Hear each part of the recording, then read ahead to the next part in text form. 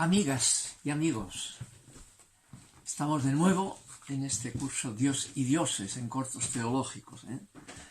Empezamos el domingo pasado la parte de las religiones más antiguas vigentes, las cuales tenemos textos escritos, hacemos historia, y esa religión más antigua es el hinduismo, el primer hinduismo, que es el hinduismo védico, que corresponde a los textos llamados los Vedas, de unos 1500 años antes de Cristo, que es el resultado de ese enfrentamiento que produjo el mestizaje entre los arios invasores de siglos anteriores y los drávidas invadidos.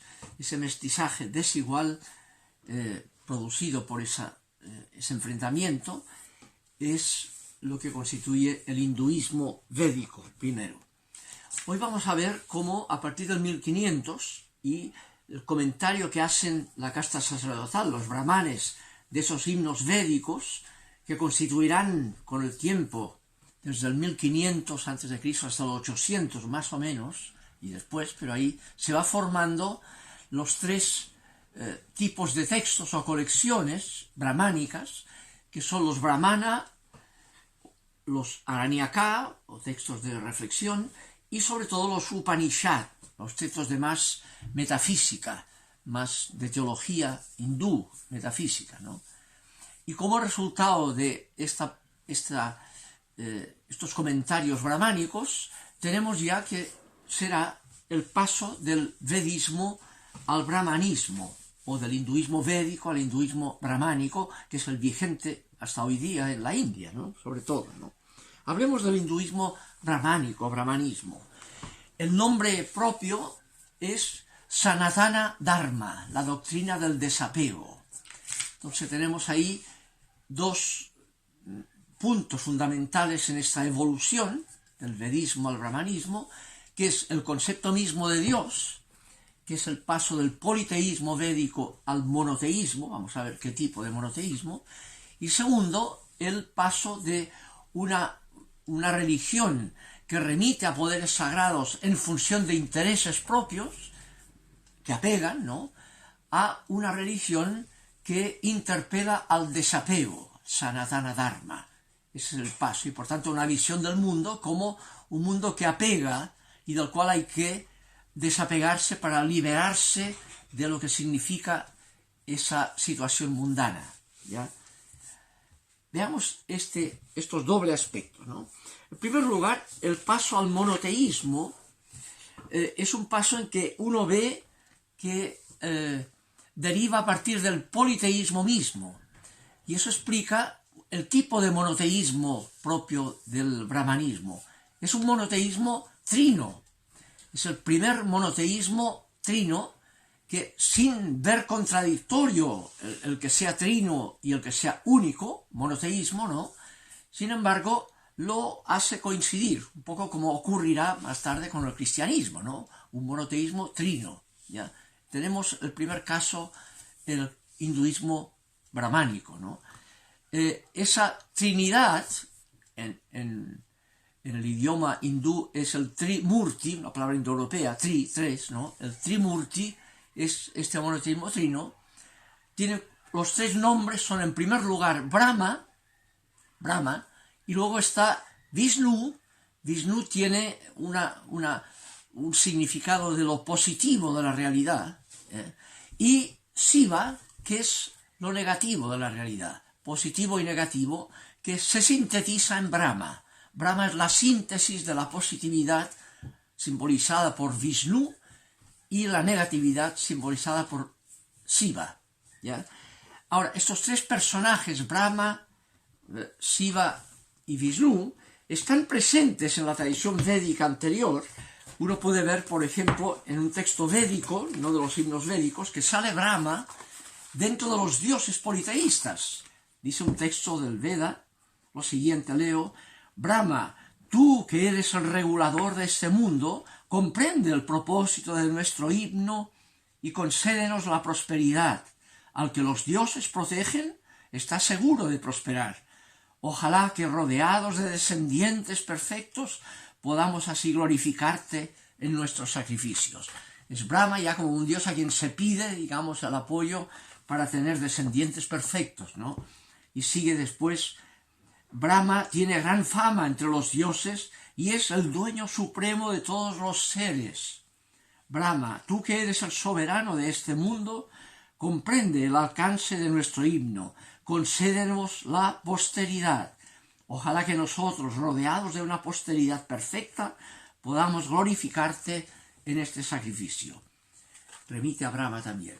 Y uno ve aquí cómo en el tema ario que está detrás, con una connotación de la prosperidad de la sociedad propia perfecta, la posteridad perfecta, un tema de un ADN perfecto, una tendencia casi racista, ¿no? de que conserve la raza perfecta que es la propia, la aria, y una raíz ya aria que después se podrá deteriorar en las formas de racismo ario que conocemos en la historia posterior, ¿no? Brahma. Análogamente, también de Vishnu tenemos textos védicos en que Vishnu aparece como un dios que tiene himnos dedicados. Por ejemplo, leo un pedazo en uno de los Vedas: el que presenta las ofrendas a Vishnu, el creador, nacido de sí mismo y a la vez joven y viejo, el que celebra la gran potencia de este Dios poderoso, posee realmente la abundancia y alcanza un lugar que todos deben anhelar. Y tiene el título de creador, Vishnu, en este himno. Y luego seguirá, más adelante, el divino Vishnu, el que realiza las buenas obras, las más perfectas, ha venido hacia el piadoso creador de la ceremonia a fin de asistir a su celebración. Conoce los deseos de su adorador y al asistir a los 3 períodos de la ceremonia extiende sus favores sobre el ario y admite al autor de la ceremonia a participar en el sacrificio. Extiende sus favores sobre el ario. Lo mismo, el interés funcional a la casta superior aria, ¿ya? En cambio, el tercero, el Shiva, la tercera instancia de ese Trimurti, ¿no? Vimos Brahma, Vishnu y Shiva, está presente también en la tradición védica, pero con una carga negativa, que es el símbolo de la serpiente y también del toro con cuernos, ¿no? Y parece ser, como los autores dicen, ¿no?, que este Shiva es protoario. De hecho, se ha encontrado en las ruinas de Mohenjo-Daro, las excavaciones en el Valle del Indus, en donde se llega a situaciones pre-arias, previas a la invasión de los arios, donde había drávidas, y el dios drávida era este dios Shiva, lo que llaman el proto-Shiva, el primer Shiva. Y ese Shiva preario, obviamente, era el dios vinculado a la fertilidad, como el toro, y la inmortalidad, que era el símbolo de la serpiente, siempre lo ha sido, el que le robó la vida a Gilgamesh en Mesopotamia, las 7 vidas de la serpiente, ese símbolo que está en las tradiciones de farmacias, ¿no?, como símbolo de inmortalidad, de evitar la muerte. Esa simbología es protoaria, y cuando se integra al mundo védico de influencia mayoritaria de los vencedores arios, entonces este Shiva se integra en el Trimurti, en el único absoluto, pero se integra como el factor negativo. Es un tema como que se integra la casta inferior en el absoluto, pero con negatividad. Ese es el Trimurti, ¿no? El Trimurti está simbolizado por un triángulo, es un símbolo de la Trinidad también cristiana que será tomada de allá, un triángulo de 3 puntas, la punta Brahma, la punta de positividad que es Vishnu y de negatividad que es Shiva, o bien también con un rostro con cuello con 3 caras, una imagen de una cabeza que tiene una cara hacia adelante, que es Brahma, otra hacia la izquierda que es Shiva y otra hacia la derecha que es Vishnu, ¿ya? Ese es el tema, el Trimurti, con una teología más dialéctica, es decir, Hegel ayudaría a la filosofía de Hegel a dialogar con esta metafísica, ¿no?, del Trimurti, de la unidad trina, que es la síntesis de los opuestos, positivo y negativo, en Brahma, ¿no? Ese Brahma o el absoluto, Trimurti, que lo incluye todo en su realidad, positiva y negativa, ese Brahma es al mismo tiempo, y recibe el nombre de Mahatman. Mahatman significa la gran alma, la única alma, la alma única. Y entonces se vincula a este Mahatman el origen de toda animación. De ese Mahatman derivan todos los pequeños almas. Atman y alma es una palabra indoeuropea, ¿no? De ahí viene ánima también, ¿no? De Mahatman, el única alma, participan todas las pequeñas almas. Tema que marcará el concepto de inmortalidad del alma. Son inmortales todas las ánimas porque participan de la única alma de donde proceden. Eso también Platón lo tendrá, ¿no? Las almas proceden de la única alma y por tanto tienden a volver a su realidad originaria, que es la inmortalidad única, lo que les corresponde por la naturaleza de donde proceden, ¿no? El alma única. Y entonces cuando alguien logra superar en su alma pequeña, Jivatman, lo que marca la diferencia con el Mahatman, cuando logra superarlo, se funde en Mahatman. Y ahí ya es considerado como Mahatman, como Gandhi, es Mahatma Gandhi, o sea, estaba en su última encarnación. Y al morir ya no se reencarna, se funde en Mahatman. Y ya se lo llama Mahatman, ¿no? Entonces ahí viene la pregunta, ¿cómo se entiende el mundo y los vivientes del mundo? Las pequeñas almas, porque todo está animado en el mundo hindú brahmánico, ¿no? Y entonces el mundo es el samsara. Samsara es el ciclo infinito donde ocurren todos los entes concretos, ¿no? Todos animados, todos con pequeña alma. Claro, cuando somos conscientes, esa pequeña alma tiene capacidad de conciencia y libertad, y por tanto de yoga, de esfuerzo para desapegarse, que es lo propio del hinduismo brahmánico, el esfuerzo para desapegarse, el Sanatana Dharma, la doctrina del desapego. Porque lo que produce que haya diferencia entre la pequeña alma de los entes concretos y la Mahatman de la cual procede, lo que marca que haya la diferencia es el cuerpo, el envase. Es como si estuviera toda la realidad de los entes en un único océano de agua, la misma agua, todo, pero con envases. Dentro de cada envase que hubiera la misma agua del océano, pero envasada. Entonces, ¿de dónde viene la diferencia entre la única agua del océano y el agua que hay en cada envase? Por culpa del envase. Entonces, cuando el envase se rompe, esa agua que hay en ese envase, una de dos, o cambia de envase, la misma agua pasa a otro envase, ese es el concepto de reencarnación, cambiar de envase la misma alma, o bien, si ha logrado ya un desapego total, al romperse el envase, no cambia de envase, sino que se funde en la única agua. Ya no hay diferencia entre la agua que había en el envase y la única agua, se fundió, ya es Mahatman, ya no hay diferencia, ¿no? Y ese es el concepto de liberación. El concepto de liberación es el desapego, el no reencarnarse más, ya en el hinduismo brahmánico. Entonces, ¿qué es lo que determina que uno se reencarne? El apego, que llaman el karma malo, o sea, el apegarse a algo que no debería, que no te correspondería. Mientras tú desees algo que no corresponde a tu situación, te apegas malignamente. Y cuanto más te apegas a eso, ¿qué hace? Que más te reencarnas y puedes descender en el ciclo de las reencarnaciones. Reencarnarte cada vez en forma que hace más difícil el que te liberes.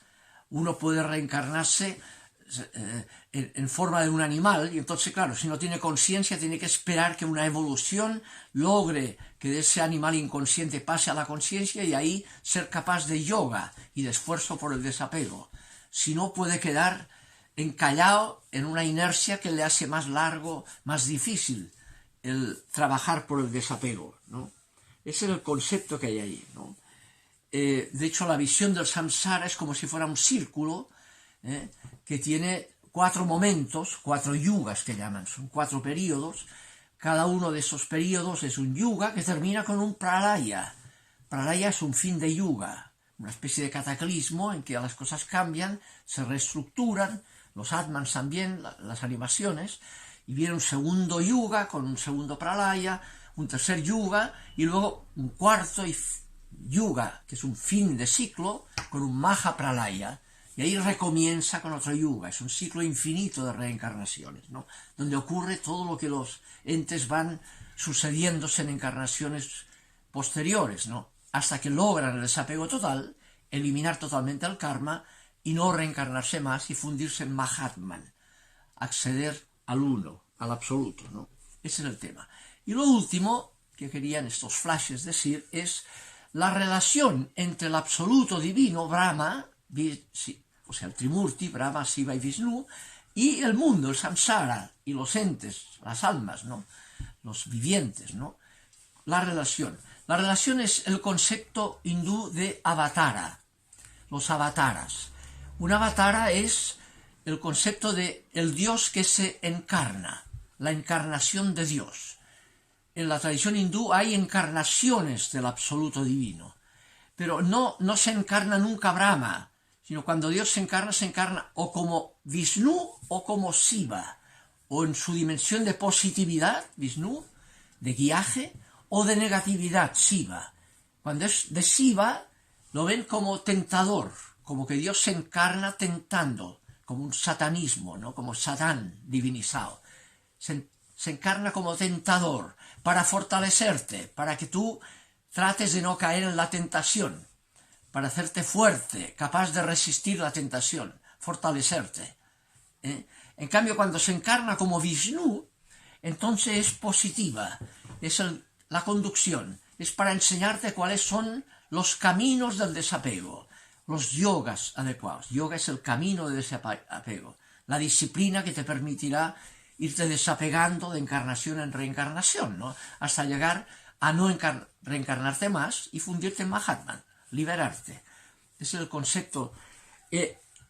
Entonces, en la tradición hindú hay dos avataras fundamentales más importantes que están recogidos en las dos epopeyas principales del hinduismo brahmánico, que es los itihasas, le llaman, los dos itihasas. Una es la epopeya llamada Ramayana, el Ramayana, que es una gran epopeya. Aquí tengo el texto en el Ramayana, un libro grande, ¿no? Rama es la séptima encarnación de Vishnu.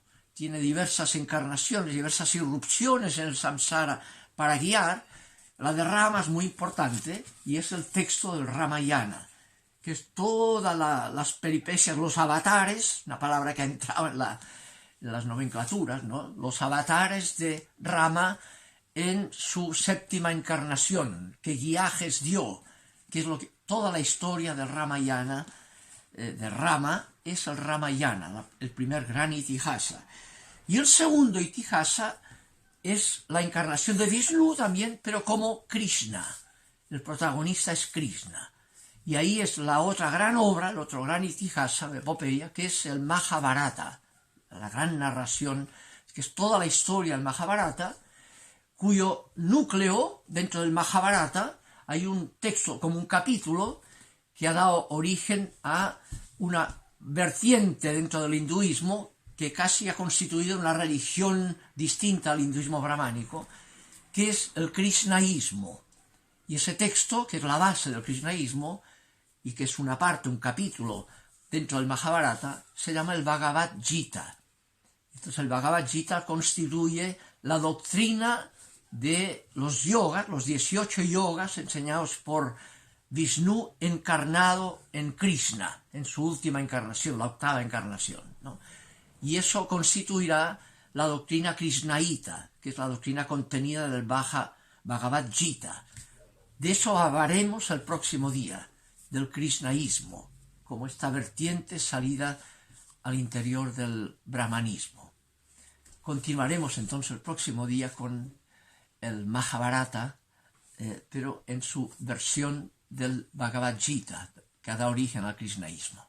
Nos veremos el próximo día. Que descansen.